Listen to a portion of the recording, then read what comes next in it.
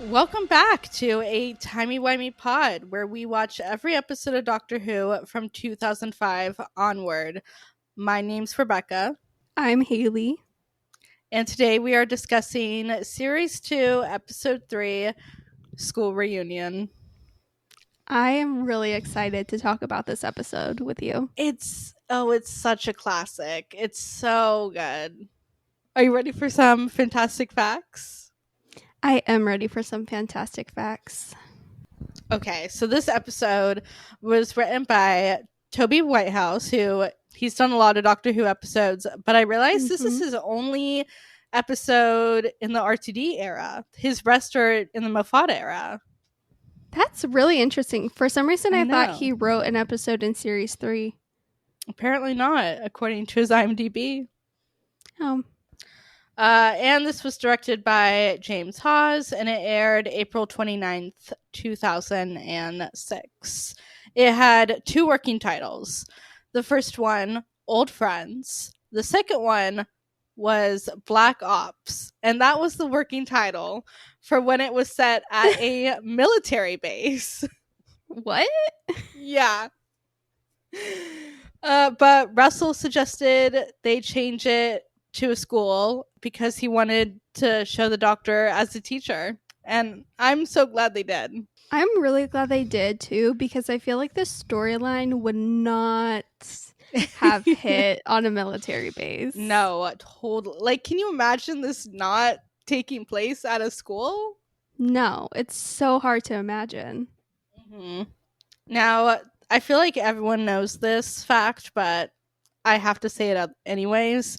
The scene in which Elizabeth Sladen and Billie Piper are in the classroom and they start laughing about at the Doctor. Off screen, what we don't see is David Tennant wore a fake mustache and surprised them, and so that's why they were laughing. And they got it in one take, genuine laugh at his fake mustache.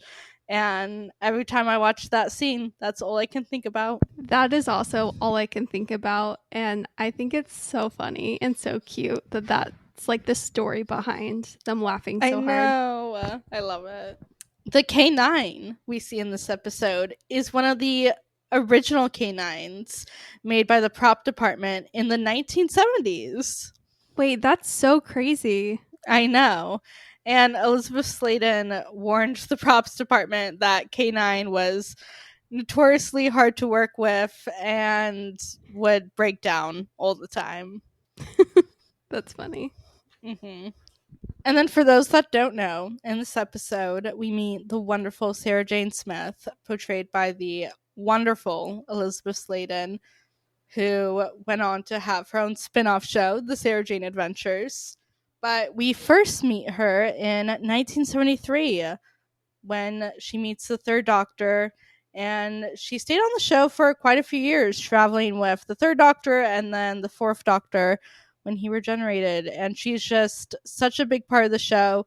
Also, when Russell was pitching, I didn't include this originally, but when Russell was pitching this the reboot, he had mentioned her and he wanted the new show to include past companions to see what their lives were like after traveling with the Doctor. I love that so much. And I feel like now, like, we got the return of Mel in the latest series. So I feel like that's something we might continue to see, hopefully. Because I feel like Sarah Jane is like the only old companion we get in the original RTD run. Pretty much. And I just love that she has this episode, and I know David Tennant, like Sarah Jane, was one of his favorite companions. So this is just a special episode to us. But I want to tell me about what you thought about this episode the first time you watched it, having no context. Oh, goodness. I have to dig into the deep, dark recesses of my brain for that one. So fair. That was like 10 years ago. From what I remember, I think I mentioned this in passing before, but anytime a woman came on screen that kind of came against Rose in any way, I felt very threatened. I felt very threatened that Rose was going to be replaced or something was going to happen to Rose. So I didn't love Sarah Jane at first, to be honest, but I also didn't have the lore of Sarah Jane from Classic Who because I've never seen Classic Who and I didn't before that point. But I think with time and then watching the episode a second time since then, I love Sarah Jane so much. And also knowing the context and her backstory, the interactions between her and Rose make a lot more sense in my mind. So this episode now has like a very fun, special place in my heart. And so does Sarah Jane Smith. What was your first reaction to watching this? I would say similar reactions, at like Rose. At first, I'm a little concerned, a little confused, a little caught off guard. But, I realized like, okay, she's from Classic Who. And I really was invested. I've always liked the idea, like what happens to these companions after the doctor leaves. So that was really interesting to see. And then I went on to watch some of her Classic Who episodes, and I've seen a bit of the Sarah Jane adventures here and there, and I just love her and Elizabeth Sladen, and she just has such a special part of Doctor Who's history. I completely agree with you. Can I just say, I love 10 being John Smith. Any of the episodes where he's like, I'm John Smith, and he's cosplaying as a human, like, I love it. And I love that he's a teacher in this. And I love that we see K9. We're reunited with K9 in this episode. We'll talk more about him in a bit. And we also have Mickey coming back into the mix. We do. And we find out that Mickey actually called the Doctor and Rose up because he's been noticing suspicious things surrounding a school. Kids are acting weird. Things are going down. And even though he called them because something was up and the Doctor and Rose both could tell something was up, Rose still was hoping he just called them up to see Rose. Girl, stop sending mixed signals. Honestly, like, Rose is so messy in this episode throughout the whole thing. And you know what? I support her messiness. She deserves it, okay? I support women's rights and I support women's wrongs, but she is messy in this episode. However, why does she have to be the lunch lady? Like, they couldn't have gotten her a better job. The doctor gets to be a teacher and she has to be the lunch lady. Well, I mean, but what other job would she have? Because, like, if she was counselor, advisor, gym teacher, nurse. Oh, you know what? That's a great point. Yeah, thank you. I do find it hilarious, though, her being the lunch lady and her being really annoyed at 10 about it. That scene where she, like, dumps the chips on his plate and rolls her eyes. So funny. And I love them sitting at the table for a moment in the cafeteria talking. It's so great. And our aliens of the week this episode are the Krillitanes, which are basically a combination of everything they've ever conquered, and they cherry pick whatever they deem as the best parts. Yeah. To me, they look a lot like the Paradox monsters from Father's Day. Oh, you're so right. They really do. That's what these always remind me of.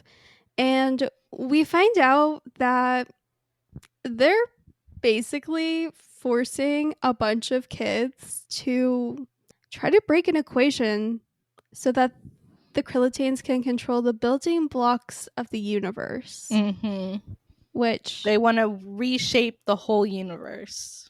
They do. And it's not just that. They also eat some of the children that aren't helping crack that equation, which is really dark now that I say that out loud. Yeah. I also, like, for the first time noticed there's a scene later at the end where they eat all the teachers that were human. Yeah, I noticed that too. I don't know why did I notice that before. I know, me either. I guess I wasn't paying attention, but, like, oh my gosh. I feel like the Krillitane always get a lot of hate in this episode, but I would kind of like to see them back. New design. They don't need to be bats. but let's bring them back, revamp them, do something new. Why not? I do really enjoy the concept of them, and Mm-hmm. I personally have always really liked their role in this episode. I mean, I think they're creepy and they deserve to be like killed at the end of this episode because they're awful and they eat children. But like as aliens, I find them really interesting and I would like to see them back too, but like as a different concept, and I feel like there's so many ways they could go about that and just like have it be really really good. And I've always really liked Anthony Head in this episode as Mr. Finch. Mhm. I just think he does exactly what he needs to do. Like, his performance has always really stuck with me over the years and is one of the big things I think about when I think about this episode. Same. He nails the creepy role in this episode really well. Definitely. I always love the scene when he and the doctor, they're by the pool and they're talking, and he tells him, next time I see you, you'll be on my side. We'll be working together. Like, he just plays the role really well. He totally does. Okay, I want to just get right into it and talk about Okay. when the doctor sees Sarah Jane, because the way his face lights up the moment she comes into the teacher's lounge and he immediately recognizes her, it gets me so emotional. I know. And of course, because he changed his face and has regenerated several times since Sarah Jane last saw him, of course she doesn't recognize him. And so in that moment, it's just like it's so like beautiful, but also really sad at the same time. But when they have their moment later on, when they're reunited and Sarah Jane knows it's the doctor because she stumbles across the TARDIS and then she turns around and he's just there and he's like, "Hello, Sarah Jane." That It's scene so always has me in a chokehold. It's one of the best scenes of the whole show. The way her face, just the complete terror and shock of it all, seeing the TARDIS, the angle of the TARDIS, the music, her walking back into the hall, and the way the camera pans in front of her, and then we just see the doctor standing behind her, and then she turns around and just knows it's him. Like, it's so good. One of the best scenes of the show. I'm always obsessed with it. Me too. And her response, like her telling the doctor, like, "I thought you were dead. Like, I waited for you. You didn't come back, and I thought you must have died." And you can just tell how much it hurt her that the doctor never came back, and to see that he's alive and that he's investigating, but he didn't come back for her. Like, I can't imagine like being in her shoes. And this is a reason I love Sarah Jane so much, is that you can see how much pain and heartbreak she's experienced, but she's just so incredibly, I don't know if she is incredibly strong, but I don't know if that's the right way of phrasing it. But I just love that she doesn't back down as much as she's hurting. Oh, completely. And Elizabeth Sladen's performance is just so wonderful because her grief is so believable. It's so raw and real. All her pain that she expresses throughout this episode, you left and I was stuck here after seeing everything that I saw, and you just buy it so well. Even without any context, you can understand that these two once had like a really close relationship, a really close friendship, like similar to Rose and the Doctor. And yeah, she's so good in this episode. And like the pain, I always feel for her, like especially later when they're talking in the like cafe or whatever, and she's like, I waited for you. It breaks my heart. It's so good. You hit the nail on the head. Something I always find absolutely hilarious is when Sarah Jane and Rose meet for the first time and she just introduces them like it's no big deal. And immediately Rose and Sarah Jane hate each other. And Sarah Jane is like, I can tell you're getting older, your assistants are getting younger. And then Rose is like, I'm not an assistant. And Sarah Jane is like, well, look at you. Well, look at you. And then Rose is so funny later on when she's like, he's never mentioned you, not once. It's so funny. And I do like my first couple times watching this, I'm like, I always cringed at the jealousy, and I hated when they weren't getting along, and I still do. Like I prefer it. I love in series 4 when Martha and Donna meet and they're immediately besties. Like I love that, but they're petty differences and bickering in this episode. It makes sense for who these characters are. We know Rose is a little bit jealous at times, and you know what, she's so valid for that, because I'd be jealous too if I were her, especially after everything they've gone through.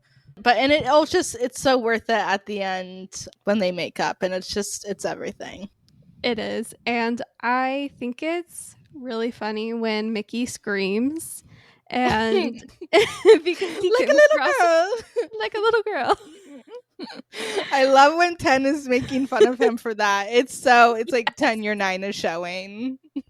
No, I was like, oh my gosh, that's literally 9. Yeah, literally. Had to get some punches in at Mickey. He did. And honestly, I will not defend Mickey very often. In this case, I will, because if I came across that many packaged rats, I would also scream, because that's disgusting. No, so scary. So scary. Something that makes me laugh is during this whole same scene, they all come running, obviously, and Sarah Jane and Rose are talking, and Sarah Jane keeps insulting Rose specifically about her age, and you can see Mickey in the background trying not to laugh. I noticed that for the first time. Mickey is loving this whole thing. He actually really bugs me in this episode, because me too. Let's just get into it. He is reveling in Rose's pain, reveling in her misery, and could not wait to tell you, I told you so, and put down their relationship and their connection. And when he tells her to lay off the chips, I get so mad. What makes you think you can say that? Who are you? No, I hate it, but you do kind of understand where he's coming from, but I still hate it. Yeah, I hate it too. He's awful in this episode, and I get that he's jealous, but come on, be a bigger person. Support Rose. She's down bad. Give her a break. And he doesn't. And no. Yeah, he bugs me in this episode too. There's so many lines and phrases that are just imprinted in my mind forever. And one of them is the way that David says, K9! The first time he sees K9. That is always in my head forever and ever. I love the way he says K9 also. And this is from at the beginning of this episode. So sorry to skip back just a little bit, but I love when he says physics, physics, physics, physics, physics. I hope you're writing this down. Yeah, and then correctamundo. Oh, that's a word I'll never say again. Which, by the way, this is so random, guys. I'm so sorry, but correctamundo, that brings me to my thoughts to the Red Nose Day sketch of David Tennant and Catherine Tate. Oh yes, where he's the teacher. And anyways, it's really funny. Search it up. But yeah, there's a lot of great lines. I agree with you in this episode that are also imprinted on my mind forever. I also love when later on he says, I'm no dinner lady. And I don't often say that. What do you even mean? You know, it's so good. I love that we get K9 in this episode. Bring back K9. Please bring back K9. I would love it. Everyone would love it.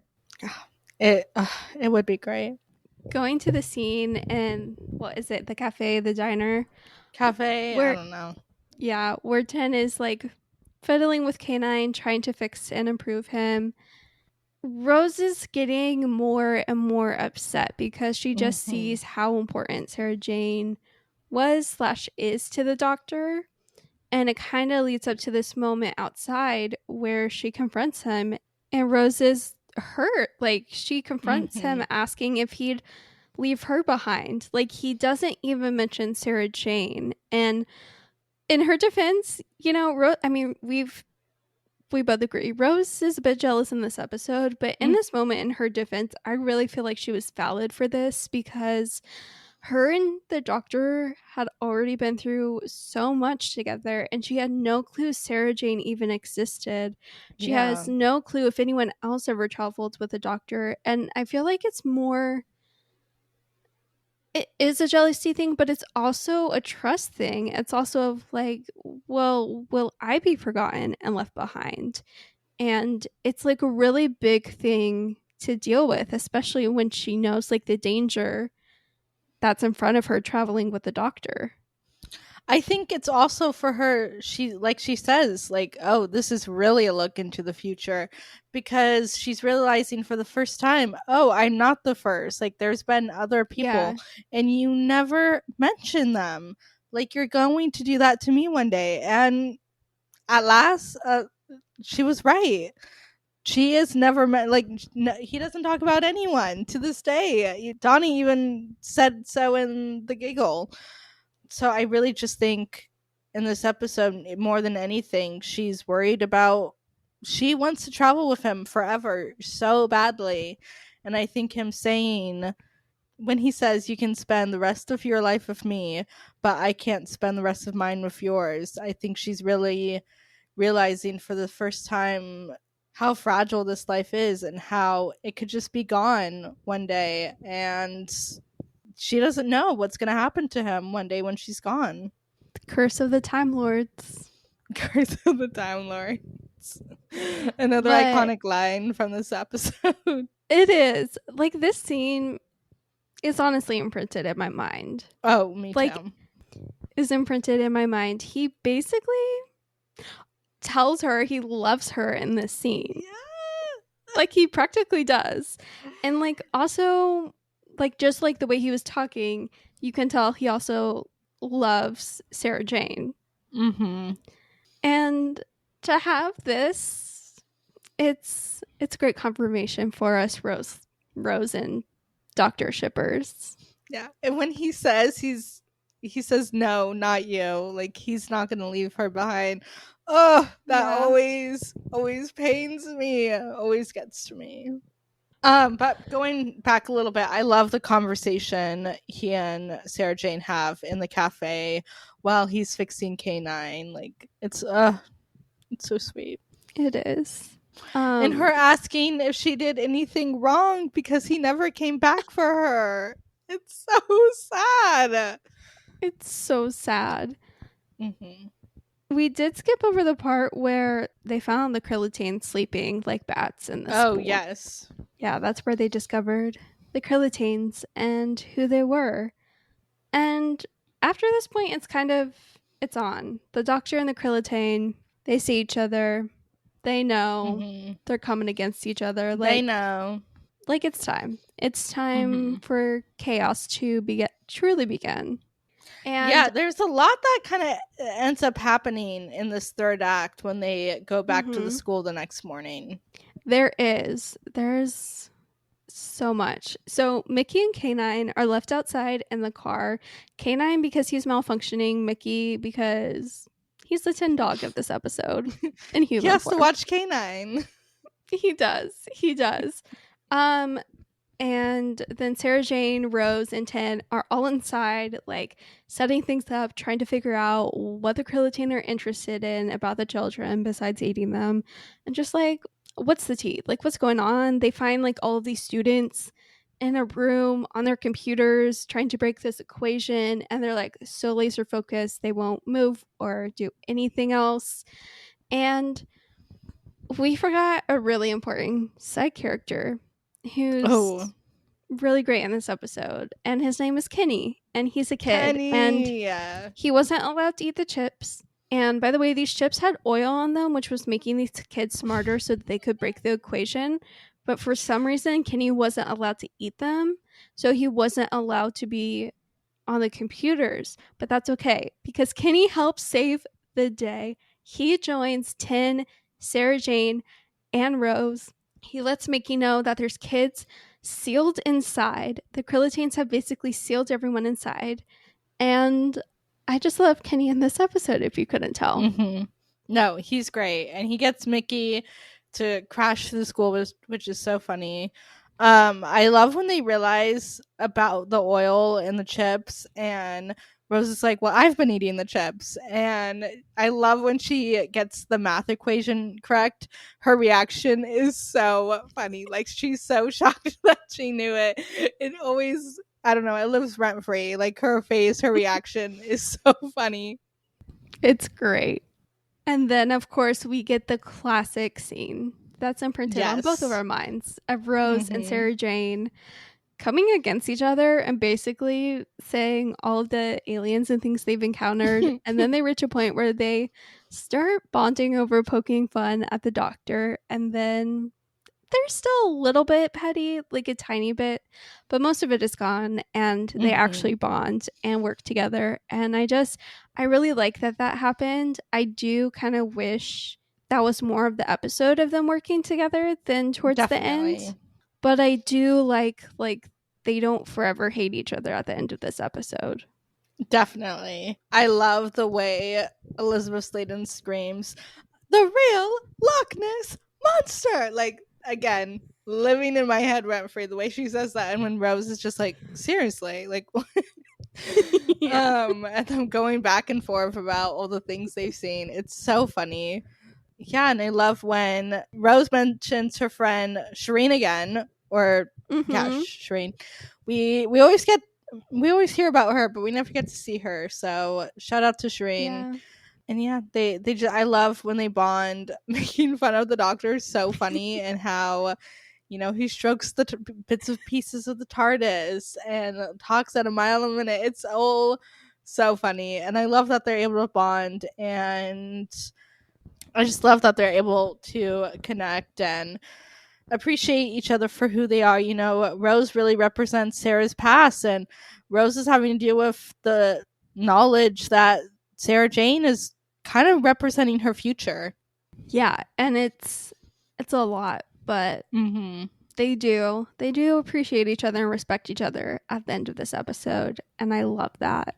And everything else comes to a head, and they get all the pieces, and the Krillitanes are kind of coming after them. And Mr. Finch, the Krillitane, Mr. Finch, to the doctor is basically like reveals like, these kids, if they break this equation, we get like control of the building blocks of the universe. And he's basically like, you can save Gallifrey. Like, you can keep the people you love and like make them immortal, and they can stay with you forever. And he's just like giving Tin all of these ideas, and you just kind of see Tin consider it for a minute, and then Sarah Jane stands up and she says something really beautiful, which I personally really like as a quote on its own, like in general, but also in the context of this episode. She says, pain and loss define us as much as happiness and love. Whether it's a world or relationship, everything has a time and everything ends. And it's such an emotional quote, but you just see the doctor hearing that, and he's like, I can't do this. Like, I cannot do this to the people I love and these kids and this world. Like, there's no way. Like, I'm not becoming like the Krillitanes. You know, he's still, the Time War is still fresh, and he's facing kind of his consequences of his own actions for the first time in a while by reuniting with Sarah Jane and seeing the effect that he had on her life. And he gets this offer where he could save everyone. And of course it's tempting. So I always really love David's performance in that moment, and Sarah Jane's speech. Yeah, it always stays with me. And, you know, when she says the pain and the loss, they define us as much as the love, like, it's so good. It's so good. And I mean, we see in the scene a little bit of Time Lord Victorious, which I feel like also came out when he was talking one-on-one with Mr. Finch, when he's basically like, I'm so old now. Yes. I used to have so much mercy. You have one warning. This is it. And then like flash forward to this scene towards the end where he's like being taunted with all of these possibilities. You see the hint of the Time Lord Victorious peeking through. He sticks to what he said in the Christmas Invasion. No second chances. No second chances. He's that kind of man now. I love when he throws the chair. That's always a great GIF moment. No, it's great. Yeah. And then we get the king, the legend himself, K9. He comes and he saves the day, and he saves them all, everyone, and sacrifices himself. And it always gets me. It gets me really emotional. That tin dog has so much love, and he's a real one. He's a real one. He is. And Sarah Jane's reaction is also just so heartbreaking. Like, that's her dog. And it's like the one thing she has from her travels with the doctor. And it's always so sad, her reaction. And when I love when we see her getting upset at the doctor at first, and then when they're outside and all the kids are cheering that the school blew up, and she's just so upset, and the doctor hugs her. It's so sad. It's so sad. And the scene before this, when Tin says goodbye to K9, and he says, "You're good boy, K9," and K9's like affirmative master. It's just like so sweet. Like, K9 is willing to save all of these people, and the goodbye scene just like hurts so much, but Tin knows he has to walk away for everyone to be saved. And yeah, K9, you're a legend. And I know I'm skipping to the end of this episode. I'm sorry. I just have to. I love that Tin gives Sarah Jane a new K9. I know. Me too. No, the ending is so perfect with them just walking away. All right, we got work to do. Like, so good. So good. Can we talk about the moment when Sarah Jane goes into the TARDIS? I love when she goes and visits, and he says, "Come in for tea," or whatever he says. It's so sweet. And I love her conversation with Rose here, and when she says, "You're smart enough to keep up with him," and Rose says, "You and me both." Like, it's such a great connection, and that's really the moment where we just get to see, all the bickering and pettiness in the beginning is behind them, and they're able to appreciate each other for who they are. And I love how Sarah, kind of helps Rose, and the line that always stays with me in this episode, I like think about it all the time. I carry it with me always, and I always think about it for this episode, is some things are worth getting your heart broken for. And I feel like that just encompasses Rose and the doctor's relationship so well, and encompasses so many things in life so well. Like, sometimes, even when it's gonna hurt, like, some things are worth getting your heart broken for. And I always think about that line, and I love it. I do too. I love the moment where Rose asks Sarah Jane to come travel with them. I find that so sweet, but I completely understand where Sarah Jane is coming from when she's like, I can't do this again. Like, I can't. And you just see that as much as she loved traveling with the doctor, and as much as he means to her, it uprooted her life so much that she wants to start living her life without waiting for the doctor, because she got reunited. And, at the end of this episode, she gets to have that really great goodbye. I just love that moment, and her knowing like her boundary. I love that. What I don't love is Mickey Smith being asked to travel alongside Rose and the doctor, and Tin being oblivious that Rose does not want that. Yeah. It's honestly, that moment is really awkward. Like it's a so really awkward pause. It's so awkward. Yeah, it's really a full circle moment from series 1 when 9 offers for him to come along and Mickey says no, but he's too scared. But we're seeing Mickey change quite a lot. He's done being the tin dog. He wants to get in the action, and so now he's ready a year or so later. He is ready. He called them up, told them stuff was going on, which meant he was looking for weird, suspicious alien-like things. Yeah. And we also saw him hack into the army in this episode. And one thing about Mickey, sorry. One thing about Mickey, he's hacking. He's gonna hack. And he tries to hack and get like photos about the school and about like supposed UFO activity, but he can't because it's classified. And on the screen it says it's classified because of Torchwood. But yeah. He's maturing. He's not as afraid as he was in series 1 when 9 asked him to come travel. Definitely. Rose's reaction is so messy. It's so like, girl, calm down. Like, I saw someone on Twitter was talking about this moment a while back, and they were like, girl, even like Sarah Jane knew. Like, it was so messy. Calm down. She went from hoping Mickey was calling them up to see her at the beginning of this episode to being mad that Mickey was ever there in the first place. Yeah. And you know what? She's valid. I wouldn't want Mickey there either. Like, she just wants it to be her and the doctor. Just the two of them. Maybe Jack here and there. But so messy, though. No, it's so messy, girl. Like, oh my gosh. But yeah, I think she's just kind of... And she's, a little shaken at the end of this episode, really questioning her place with the doctor. We even see her ask Sarah Jane, like, should I stay with him? And so I think she's really going through it. Like I said, she's down bad.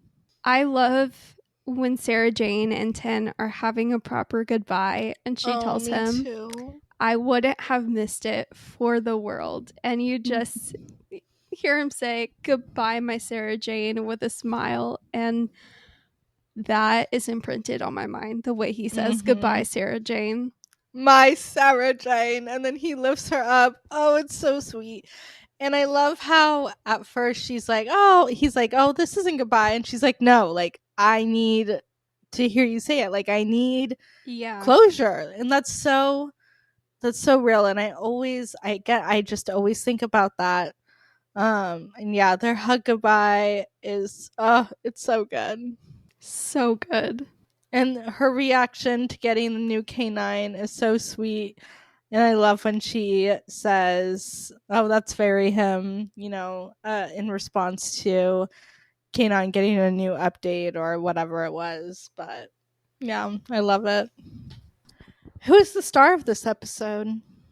I have to go with Sarah Jane, but a special shout out goes to my King K9 because he saved the day. Yes.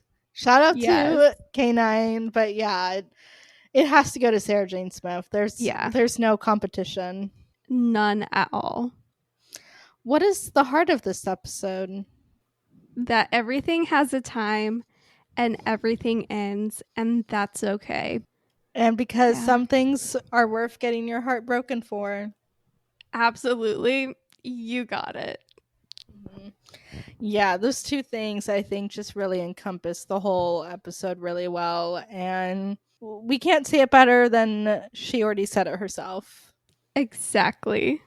Do we have any reviews from the past? Yes, we do. So, for this week's reviews, I am consulting from IMDb and Reddit. Oh. Mike the C on IMDb reviewed this episode on May 2nd, 2006 and said, "This has easily become my favorite episode of the entire series. As others have said, this episode touches on many things on so many different levels. And let's not forget, it's got Sarah Jane Smith and K9 in it. It is telling that the doctor stopped himself from saying he loved Sarah Jane Smith. I'm certain he was both a bit embarrassed and not quite sure of the territory he was in. And then going down a little bit further in their review, it says, and Mickey's comment about, "Whoa, mate, the missus and the ex, every man's worst nightmare. I almost fell out of my chair. This series has its moments, and most important, they're worth watching." Definitely. In a January 28th, 2015 review on IMDb, user Zach Petch did not love this episode completely like we do. Oh, no. And I want to say that's okay, but I actually really love this episode. Like, really, really love this episode. So we'll agree to disagree. In this review, he says, David Tennant's 10th Doctor is getting into his stride by this point, and his relationship with companion Rose Tyler is taking shape. That's where things go wrong, though, as this episode seems to believe that Rose can do no wrong. It tells you explicitly that Rose is the best companion of them all, and will not let the viewer decide that anyone else is entitled to that honor. How? By urinating all over the legacy left by Sarah Jane Smith, of course. Oh my gosh. She's one of the most popular characters of them all and deserves better treatment than this. It very unsubtly portrays Sarah as the ex to Rose, as the current missus, and even has Mickey spell it out for us in those exact words. I don't like the way we're supposed to agree with Rose that Sarah is a threat to her, as if Rose somehow owns the Doctor. This is just a highlight of why Rose is by an indescribably long way the worst character of them all to come from the show. The Doctor's over 900 years old. Of course he has more friends than just you. Get over yourself, Rose, and stop being such a selfish... I'm going to redact that word. Oh my gosh. Grow up and act your age. It's good that Sarah got better treatment than this later on with her own spin-off show, but when you see how the writers treat her here, it's anyone's guess why she agreed to work with them ever again. Shame. This could and should have been wonderful. Oh my gosh. Sounds like we just have a hater on our hands. We have a Rose Tyler hater, which is not tolerated in this house. And I don't think they're taking, they're not trying to bash her legacy at all. No. I think they went for the comedic route, and I think they pulled it off. Mm-hmm. I think like you have to have that tension between them. Like we said, yeah. Rose is Sarah Jane's past. Sarah Jane is Rose's future. Exactly. So we just have a hater. We do. And this last review I have is from Reddit. It is by the subreddit user Sir Alex H on the Gallifrey subreddit. And this is from 9 years ago. They said, I quite like School Reunion. From my perspective, though, the real meat of the plot is anything to do with Sarah. The whole Aliens villain plot was a very much by the numbers filler plot thrown in as some spine. Anyway, I'm rambling. I thought Elizabeth Sladen and David Tennant were absolutely perfect in this episode, and a welcome appearance from K9 is always fun. The one thing that definitely detracts from the episode, more so than the thin plot, was Rose.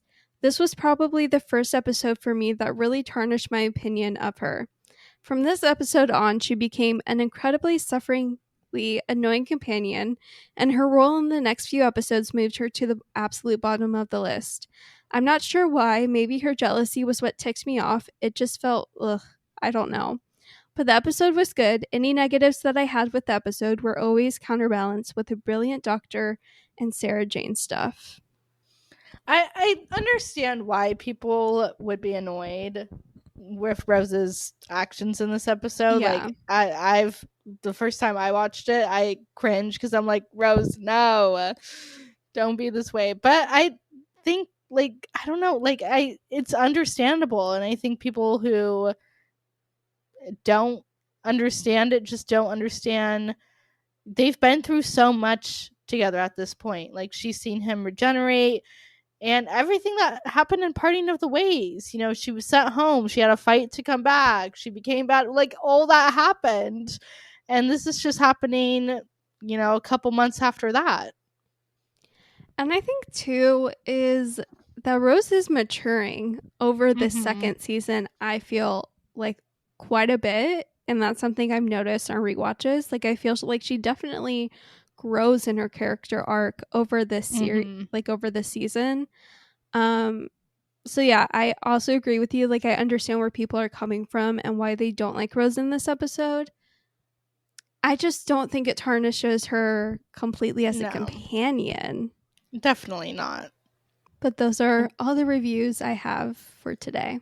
What are your overall thoughts about this episode? I personally love basically everything about this episode, minus some small things like with Mickey.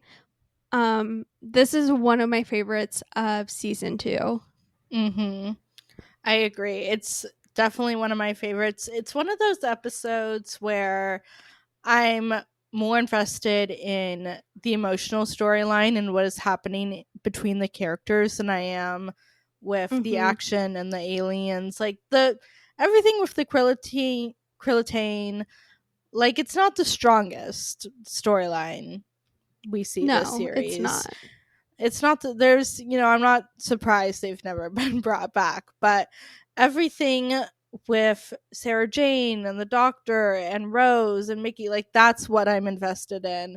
That's what I want to see. That's why I come back to this episode for. But yeah, I love it. It's great. I think this is really a great episode for David Tennant as the 10th Doctor. I feel like he really clicks for people in this, seeing his reaction to reuniting with Sarah Jane. Like, you just can't help but love him for it. So it's an iconic episode for sure.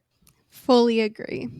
Well, thank you guys so much for listening. You can email us anything and everything to timeywimeypod@gmail.com.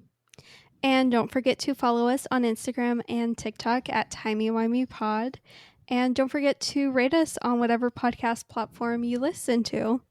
And we will be back next week with The Girl in the Fireplace, which is going to be really exciting to talk about. So we will talk to you guys next week. Goodbye. Bye.